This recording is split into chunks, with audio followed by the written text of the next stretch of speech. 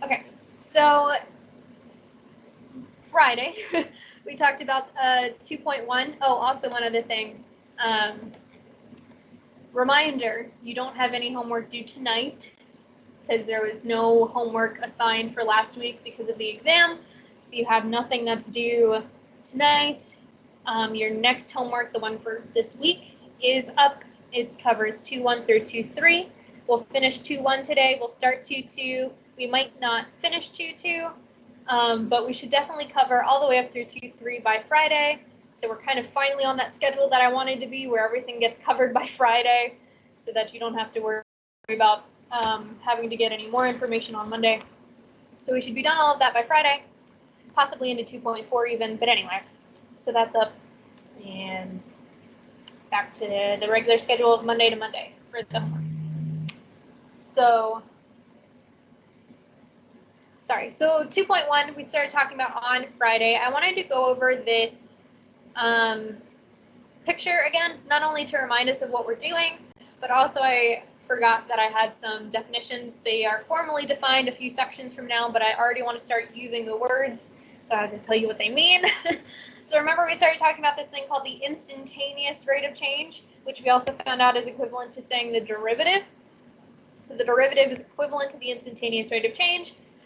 At this point in time, we don't know how to calculate these things exactly, but we do know how to estimate them. So we're going to be able to estimate them using the average rate of change.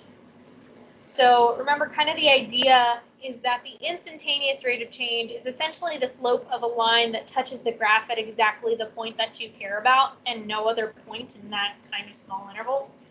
Whereas, so essentially, if it only touches the graph in that one point, we only know 1 point on the line, but you need 2 points to be able to find the slope of a line. So that's why we kind of can't calculate it fully right now. So what we were doing is we were taking essentially that point that we cared about and something obnoxiously close to it and calling it good enough. And that's kind of what this was demonstrating, is that the farther out you are, the worse the estimation is going to be. But as we started taking average rates of change, so the blue line was a kind of closer average rate of change and got way better of an approximation of the actual slope of the line that we cared about.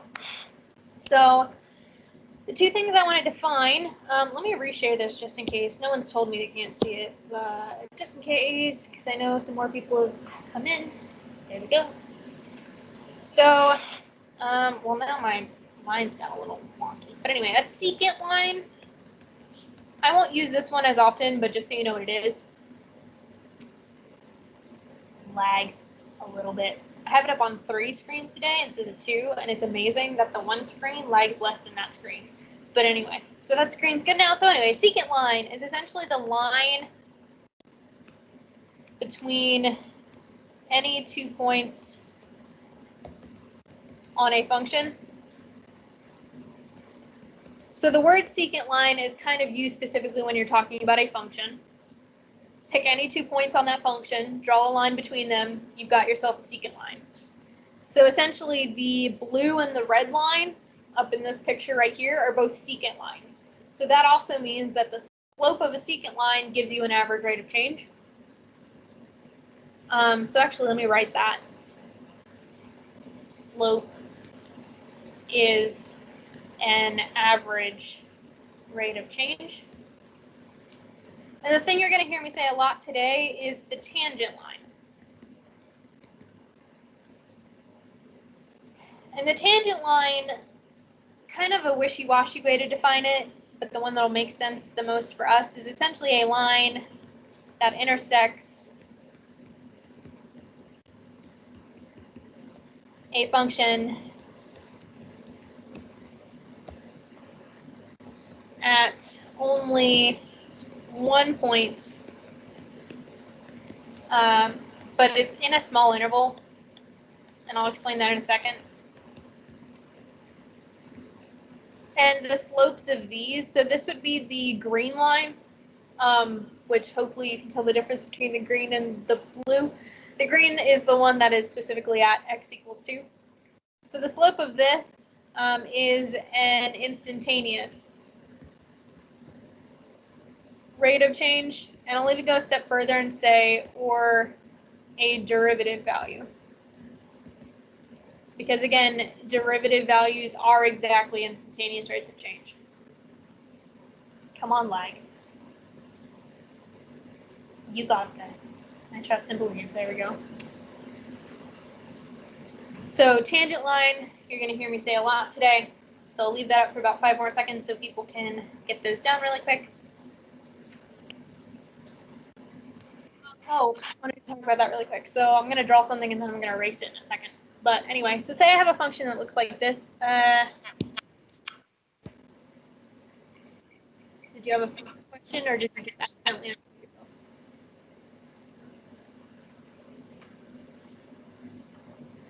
I'm going to assume accidentally unmute. Okay. So say we have a function that looks like this, and I wanted to talk about the tangent line right here. So if I draw it very badly, that's very bad. But anyway, if this were drawn better, it would only touch the function at that one point in that kind of small intersection, interval, I should say, sorry. So it does intersect the graph again back here. Yes, I understand that. So when I say that the tangent line only intersects a function once, I'm more talking about the actual point that I care about. So this would be like, say this was x equals 5. That would be the tangent line at x equals 5. So it only intersects at x equals 5 and nowhere kind of nearby. It might intersect the function somewhere else farther away, but in kind of that small interval, it's only going to intersect once. So just in case people are confused about that, if you see a function where the tangent line does cross more than once, it can happen, but the point is that in kind of that small interval around the point that it's actually a tangent line for, it only intersects at that one point. But things are getting cluttered, so let me erase that. But not that. What did that say? Average. All right, so we had one more example to go through in 2.1, and then we'll move on to 2.2. So we had this example. Come on, go down here. So we have the following table, notes the total farmland in millions of acres. Use it to answer the following questions. What is the average rate of change? So that's technically not 2.1 material, but find the average rate of change between 1997 and 2012. So remember, the average rate of change is a slope. So we're going to calculate essentially the slope between those 2 points. So I would personally do 932 minus 915. Of course, you can flip-flop them if you wish. If I put 932 first, I have to put the 1997 first. I already forget what this is because I don't have my answers in front of my face. This is 17 and negative 15. And just to be a bit more clear, let's put some units on this. So it's going to be the units of essentially the y values, if you will, over the units of the x. So we would have essentially, so it's farmland, but it was the amount of farmland in millions of acres. So we're going to have million acres per year. That C looks like an E. There we go. Million acres per year.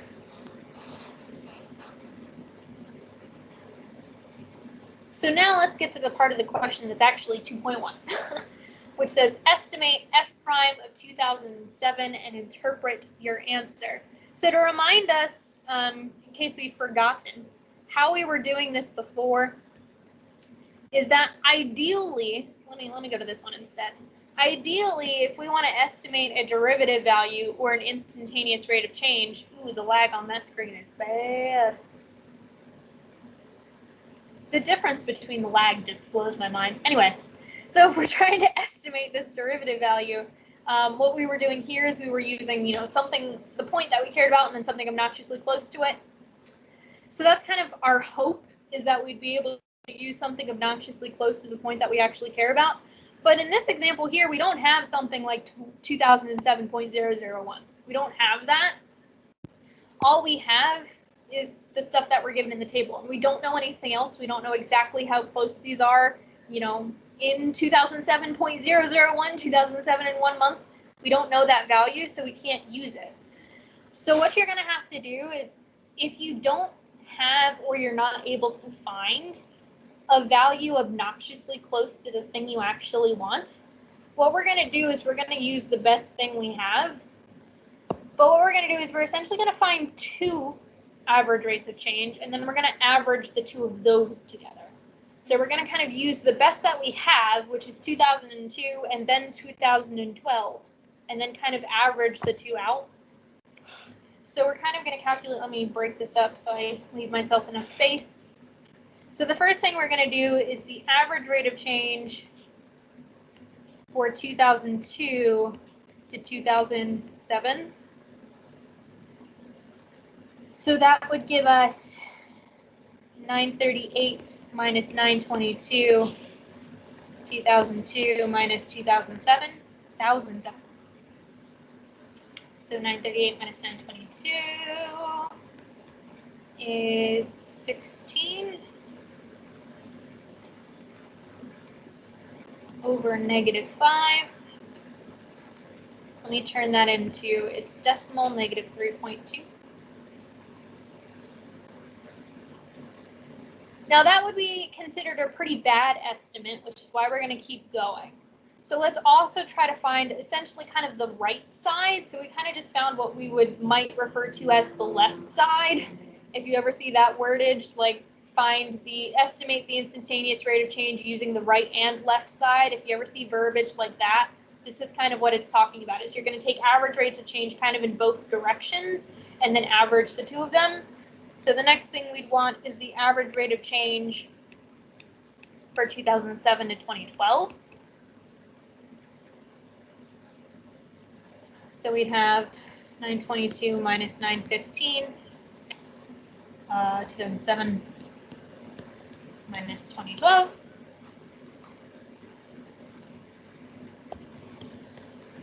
Whoops, positive 7 over negative 5, but same thing as negative 7 over positive 5. Which as a decimal is negative 1.4.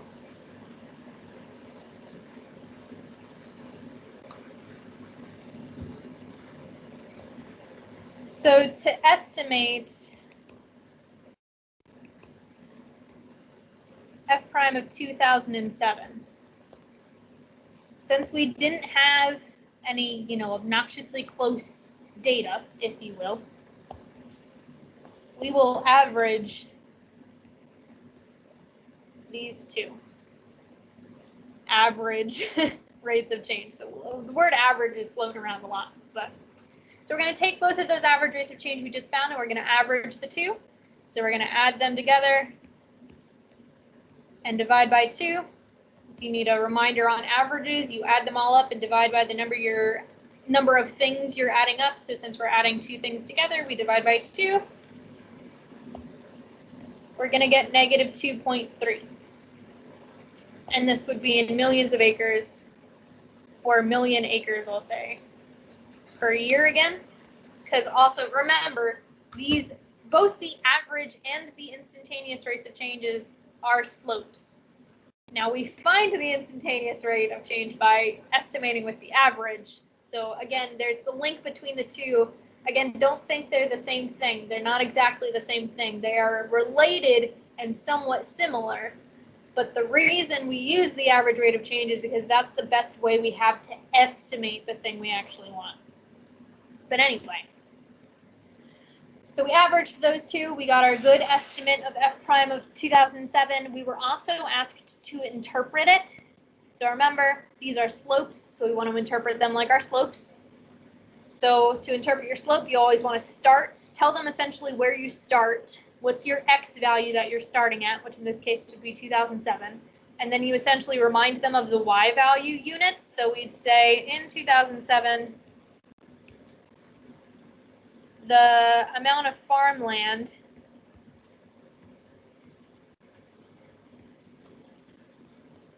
so we have the starting value, reminder of the y value units. So in 2007, the amount of farmland is decreasing because the slope was negative. And then you tell them your slope and the units. So 2.3 million acres per year.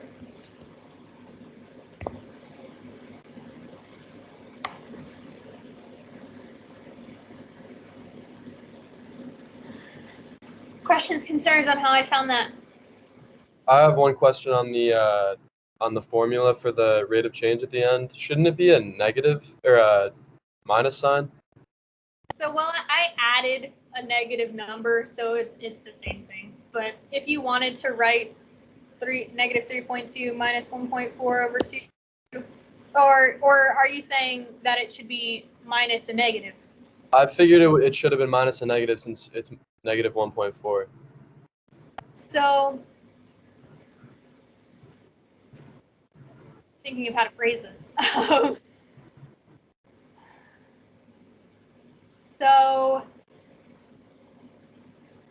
So there's multiple word averages floating around, and I'm using them in different ways. We're finding average rates of change, which include negatives because it's technically a slope. But what I'm calculating here is just a normal average.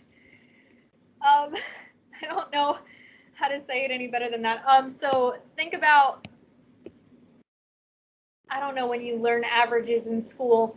I forget. But say you had like 1, 3, 5, 7, and you wanted to average them together.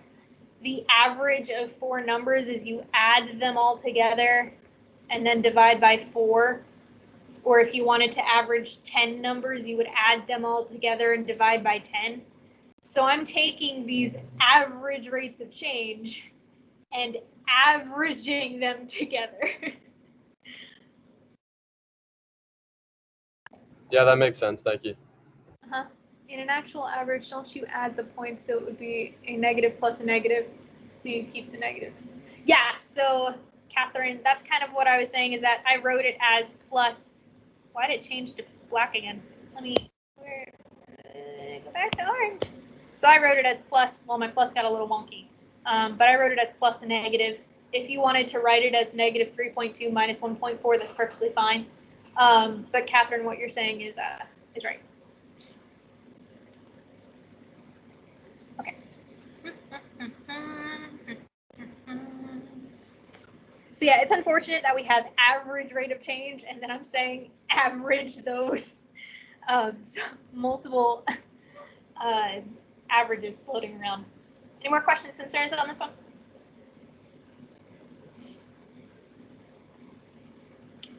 Cool. So I want to reiterate one more thing before we move on. Well, I've kind of already said it, but I want to reiterate it one more time before we move on to 2.2. So we've kind of got 2 processes floating around here. And so in this case, we had to essentially find 2 average rates of change and then average them. Because of the fact that we didn't have numbers close to 2007.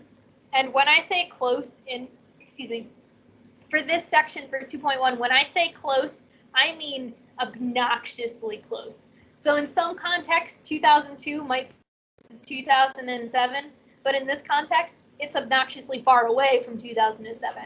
We want to get really, really close. So since we didn't have any close values to 2007, we took the best that we had, took both sides, averaged the 2.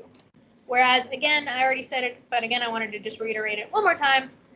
There's also the case where if you're able to, either you're given it or you're able to find the value of something obnoxiously close to the point you actually care about, that's what you want to do.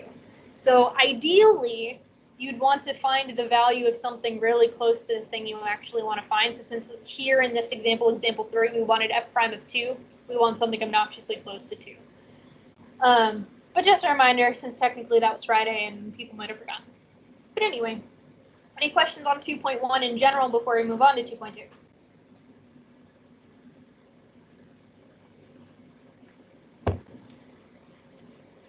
Cool. Now, I'm going to slightly apologize in advance. 2.2, what I usually like to do, well, the notes for 2.2 are up. They look like this. They look a slightly bit different than my usual guided notes. The reason for that is I usually like to do a kind of activity for this, and I thought about trying it with you guys in here, but then I realized that it would probably be horrendous because I can't walk around and answer your questions, and I can't help you figure out exactly what I'm asking of you.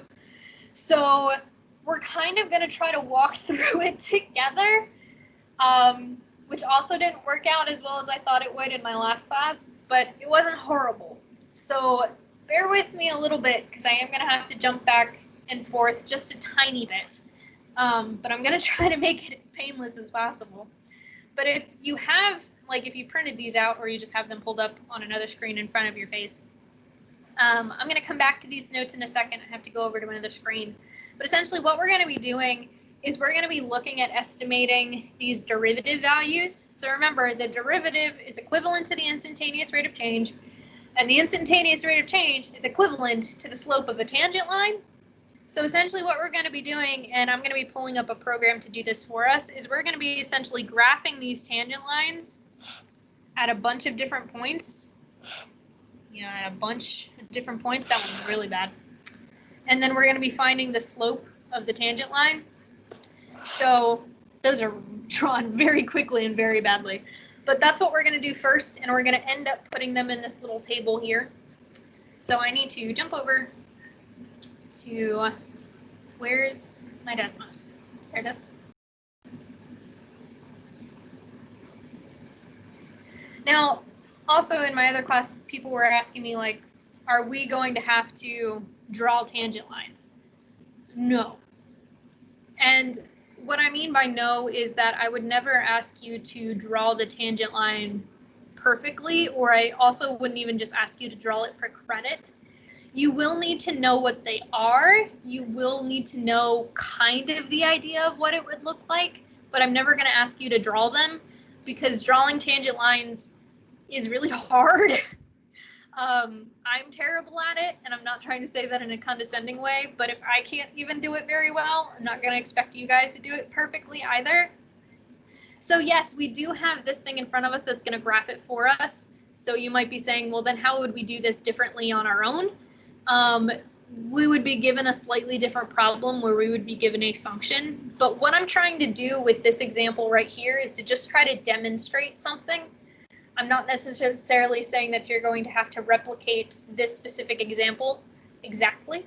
I'm just trying to demonstrate the point of this section. Anyway, so we've got this nice fancy thing that graphs our tangent lines for us. So this purple line, the blue line, whatever you want to call it, is going to move along, and we're going to essentially find the slope of this line for a couple points.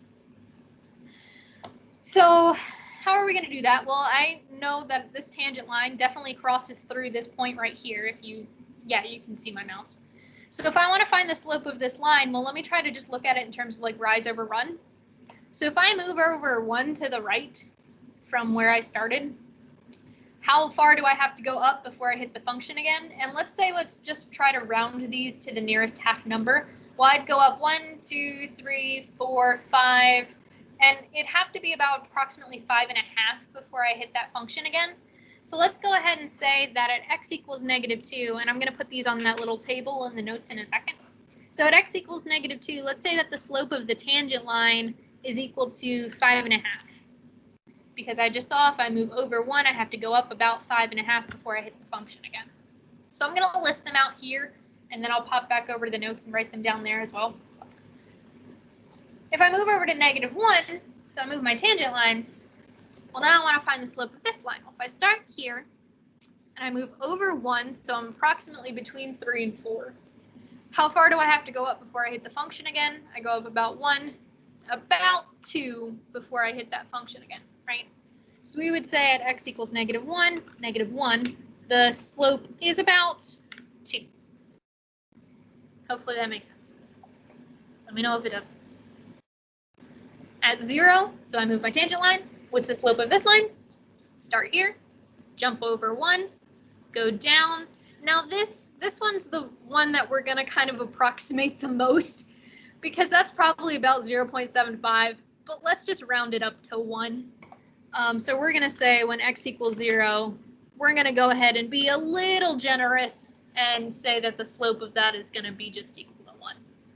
It's less than that, but for our sanity, let's just round it up to 1. I'm sorry, can you repeat that? How you got that point? Yeah, this one. So I'm starting at the point that's actually I care about, the 0, 4, and I'm going to move over to 1 to the right in my brain. So I'm going to start here. I'm going to move over to the right 1. Oh, sorry, it would be -1, Catherine. I'm a dummy. And then I have to go, I'm going to say, sorry, now I've lost my English. So at the point you care about, move over 1. And then you want to look and see how far you have to go to reach that line again. I would have to go down approximately 3/4. We're going to just round that up to 1. And sorry, yes, Catherine called me out. That should be -1 because this is a decreasing line. I had to go down 1 to reach the function again, the line again. So that slope should be -1. Sorry about that. Thanks, Catherine. So we moved over 1, down approximately, and approximately 1. Can't see anything. Boink. Can you see now?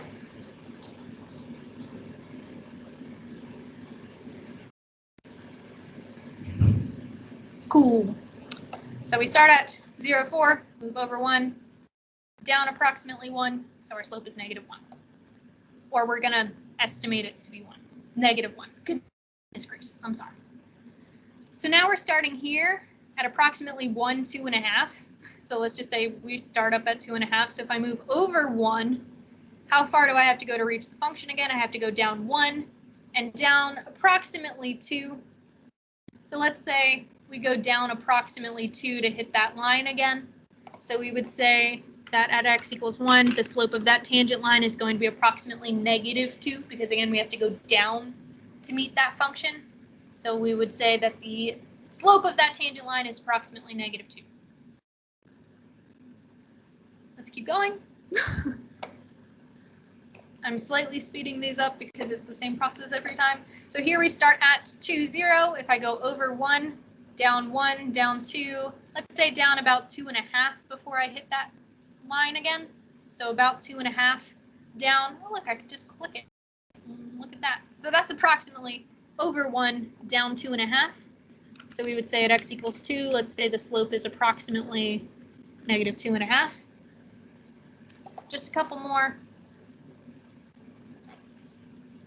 If I have this one here, what's the slope of this line? I start at 3, -2. I go over 1, go down 1, go down approximately 1.5, let's say.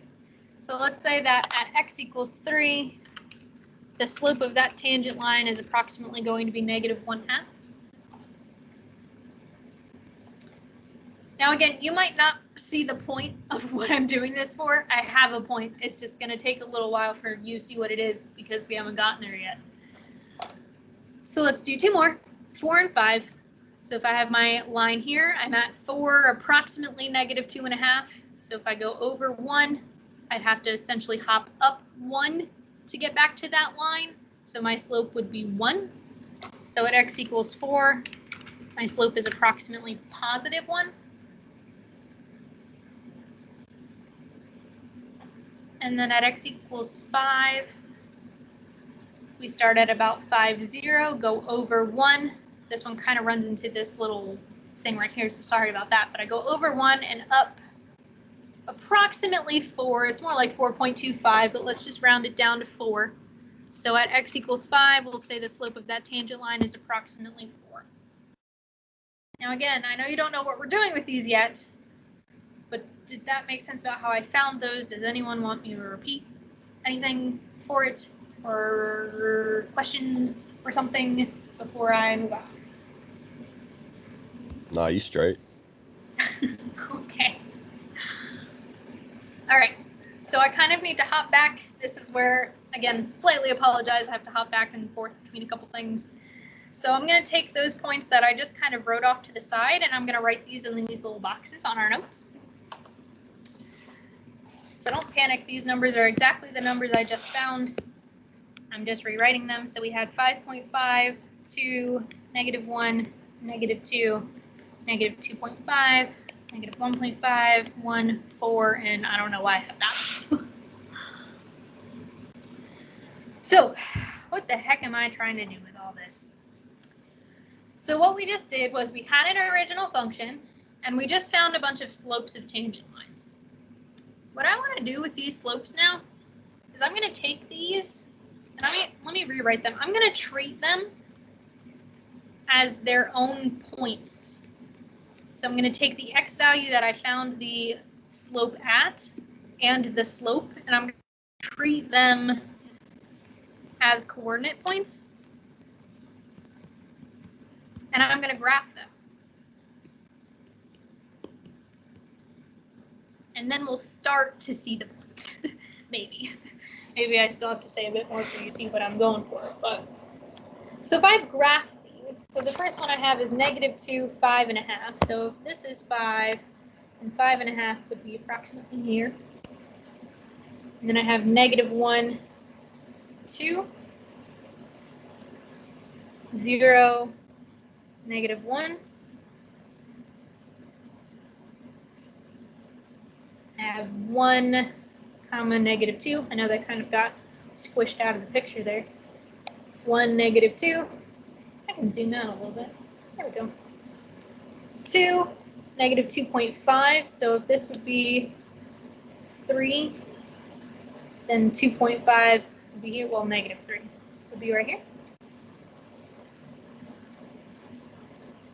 3, 1.5, negative 1.5. 4, 1. And then I forgot x equals 5 on this graph, so we'll just stop. We've got enough points on there to start to kind of see the point. That should look somewhat familiar, the shape. It should look like a parabola.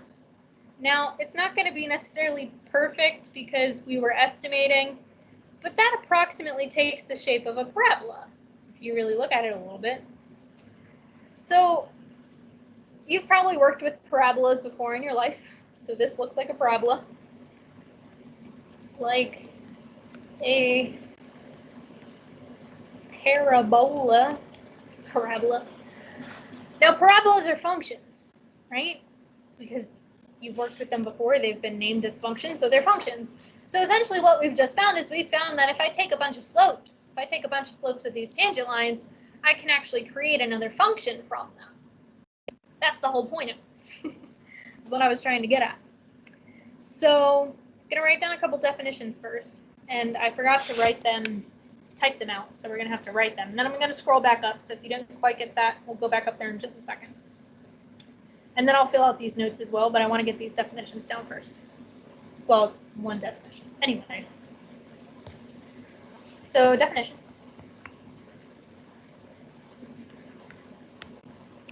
For a function, we define the derivative function.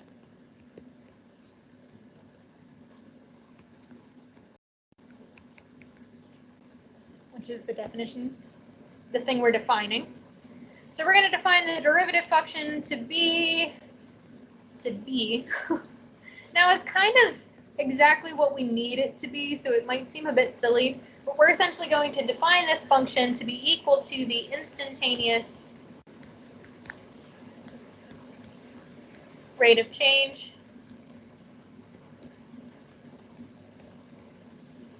of f at x,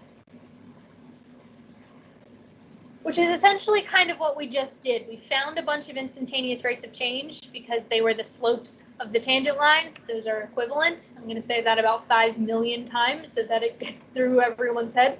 Instantaneous rate of change is equivalent to the slope of a tangent line. So since we found a bunch of values for slopes of tangent lines and then made a function out of them, we essentially made a derivative function. So we made a derivative function specifically for that original function that we had, the little wavy function. So I'm going to have this up here for about 5 more seconds before I scroll back up so people can get it written out. 45, 15 minutes, okay. Well, actually, no, I'll fill out these little notes above it. before I really scroll up.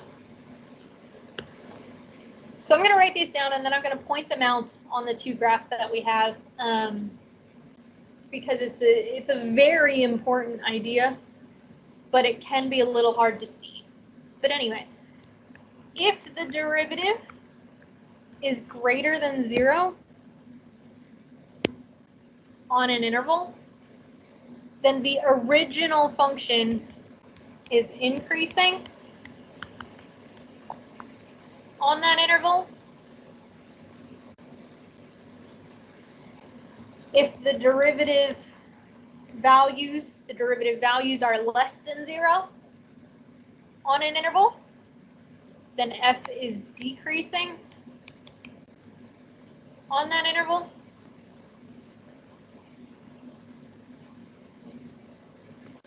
And if the derivative values are equal to 0 on an interval,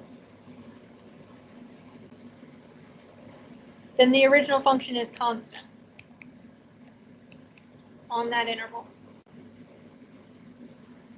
So I'll wait a few seconds for people to get that down, and then I'm going to demonstrate that idea on essentially the two functions that we have now. We have that original function that we were taking tangent lines on in Desmos, and then we have the function we kind of just created, that parabola guy.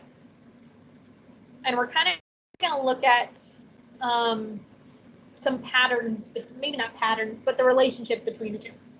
So I'll give this a couple more seconds. And then I have to rearrange my screen again.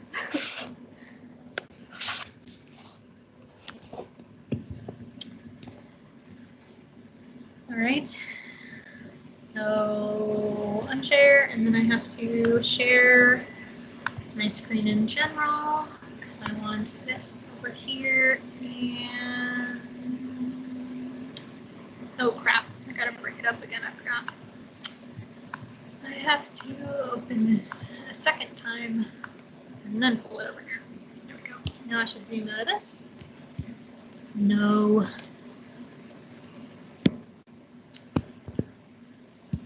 Zoom out. Scroll up. There. And we'll do this and that. Okay. And that can just stay down there. Oh, pen is low. Well, you'll be okay for the next couple of minutes, I promise. Or at least you better be. Anyway, so we're going to look at this idea down here. This is incredibly important, and you're going to want to remember these relationships between the two. We're going to be using it a lot. So this kind of relationship here where the derivative is positive, the original is increasing, derivative is negative, original is decreasing, you're really going to want to make sure that that is in your brain 100%. So just, yeah. So notice that here the derivative is always in terms of whether, like, what it is compared to 0. So let me break up this graph really quick in terms of, you know, where it kind of crosses the x-axis, because that's where it would be equal to 0. Why do you zoom out when I don't want you to? So it crosses the x-axis approximately right there, and it crosses the x-axis approximately right there too. Now, also remember that this was an estimate, so my graph on the left might be a little off from what it should be, but the things that I'm kind of relating, they should be ending up kind of in the same place. And what I mean by that is, so I'm going to split this. Oh my Lord, why do you do that? So we're going to split it up here and here.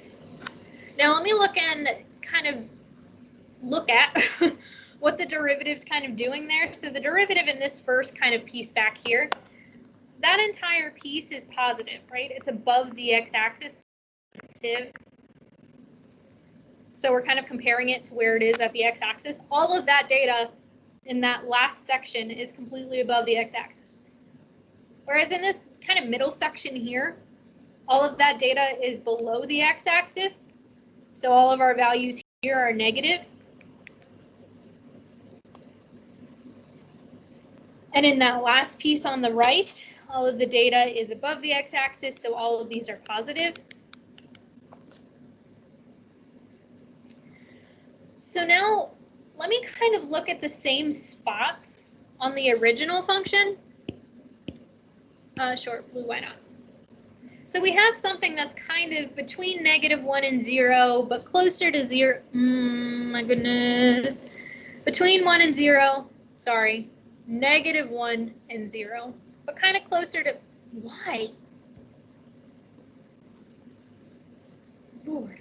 Oh, you know what? It's going to stay zoomed in then. So, you know, about right here.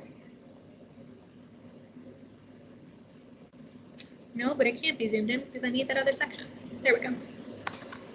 And then the other part where the derivative crosses the x-axis was kind of between 3 and 4, but kind of closer to 4. So, you know, maybe right around here.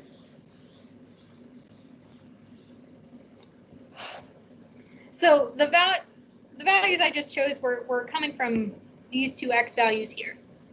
So I was kind of looking at the x values where the derivative graph crossed the x-axis, and then I kind of pointed out kind of where they are for my original function. Well, also, let me write this down before I forget. And let me clear this up a little bit more. So this here is a derivative graph. I want to make sure that's clear. So that's a derivative graph, and the one I have on the right was the original. Well, if I go back to the original function and I kind of look at it in these kind of split up pieces now, in the piece to the right, no, that's the left. The leftmost section there, that data, all of this here is increasing. It's also positive, but that's not what I need to point out. So if you wanted to say, and also positive, you could, but it's not going to be helpful at all. And then in this middle section here, this is why the positive versus negative isn't helpful, because here we have a positive section and a negative section. But in this entire section, this entire middle section is decreasing. And then the rightmost section turns into increasing again. Which is exactly, again, what this relationship is trying to say. So wherever the derivative was positive, so in the rightmost and the leftmost sections, the original function should be increasing, and it is. And then wherever the derivative is negative, which is kind of that middle piece, kind of between that -1/2, if you will, and 3.5, if you will, just for my sanity.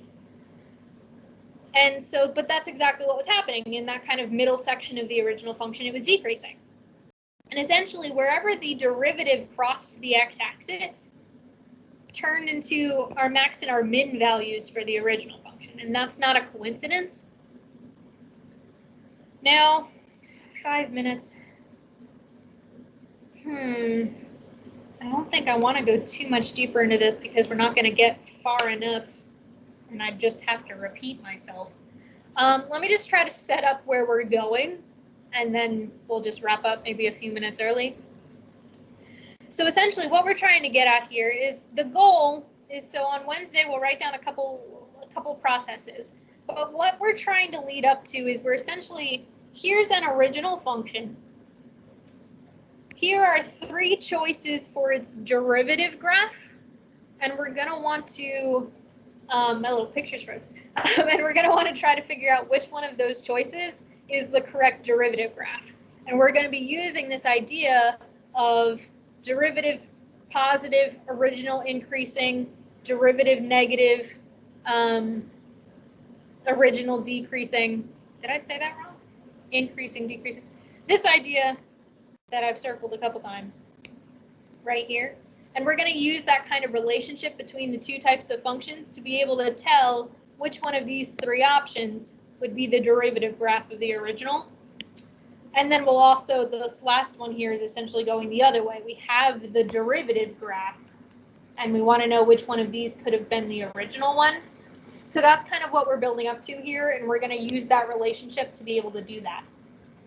So we don't have enough time to get through one of these, writing down one of these processes and also going through one of them.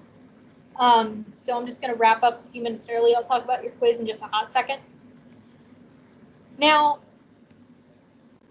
I do want to say this topic can be weird at first because it's not that easy to see necessarily.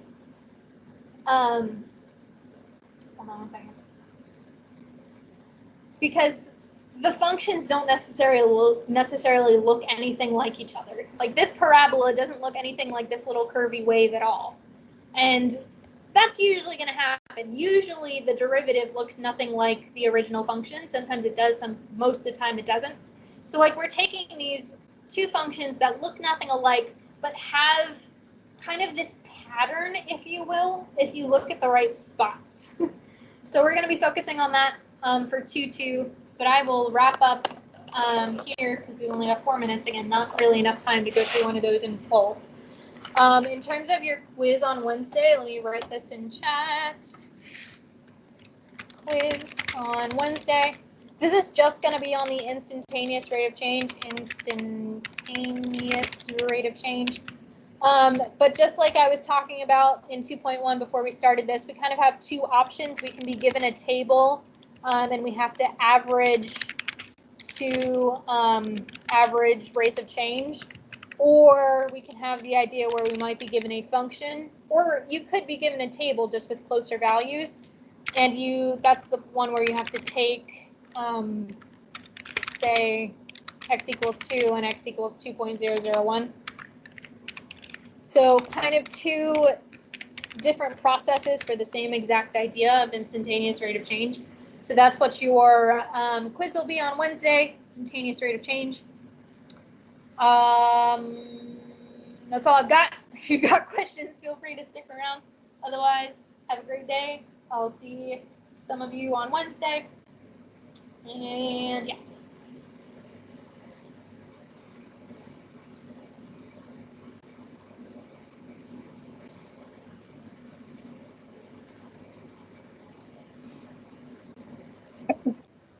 Excuse me, I can't see like what you're posting in the chat. Like what's the quiz gonna be on? So it'll be on instantaneous rate of change. So kind of let me go back to this. And first off, you should see like a little chat bubble when you see the little thingamajig. Anyway, let me just point it out here. So it could be something like this table one that we went over where we had to find two different average rates of change and then average the two of them together. That's fair game. Okay. And then the also essentially same topic, but different process. Where'd it go? Where'd it go? Down here is where you have a function and you essentially take the value you care about and something obnoxiously close to it. So the only topic that will be on it is instantaneous rate of change, but there's kind of two ways I can go with that. Okay, gotcha. Thank you. Yep.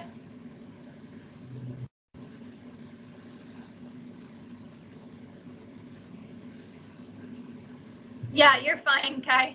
You're good. I should stop the recording.